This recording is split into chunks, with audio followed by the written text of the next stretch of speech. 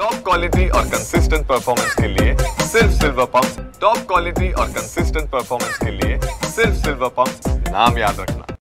भात पेरणीनंतर 15 दिवस पावसाने उसंती घेतली होती, मात्र यामुळे मोठ्या प्रमाणावर भात लागवडीसाठी शेतकऱ्यांचं लक्ष जे होतं ते पावसाकडे होतं आणि गेल्या 2 दिवसापासून पालघर जिल्ह्यामध्ये पावसाच्या सरी ज्या आहेत त्या कोसळत आहेत आणि याचमुळे भात लागवडीकडे आता शेतकरी जो आहे तो गुंतलेला पाहायला दिसून येतोय। एकूणच जर पाहिलं तर ग्रामीण भागातील आदिवासी शेतकरी देखील होणारा भात खर्चामुळे मोठा वैतागलेला दिसत होता। एकूणच न मिळणारे मजूर यामुळे देखील शेतकरी वर्ग जो होता चिंतातूर होता आणि याचमुळे आता ग्रामीण भागातील शेतकरी देखील आधुनिक शेतीकडे वळलेला पाहायला दिसून येतोय। एकूणच जर पाहिलं तर या भात लागवड मशीनच्या मशीनीद्वारे आता भात शेती जी आहे ती लागवड केली जाते।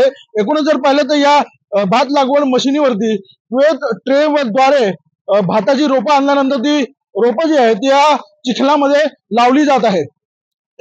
पालघर जिल्ह्यात जर पाहिलं तर तलासरी तालुक्यामध्ये 9,373 हेक्टर जमीन भात लागवडीखाली येते, परंतु पाऊस पुन्हा सुरू झाल्यानंतर आतापर्यंत सध्या पाहिलं तर तलासरी तालुक्यामध्ये 6,559 हेक्टर जमीन वरती भात लागवड जी आहे पूर्ण झाल्याचं कृषी अधिकाऱ्यांमार्फत सांगण्यात आलंय। कॅमेरा पर्सन प्रियांशु चव्हाण सह प्रवीण चव्हाण, TV9 मराठी, पालघर।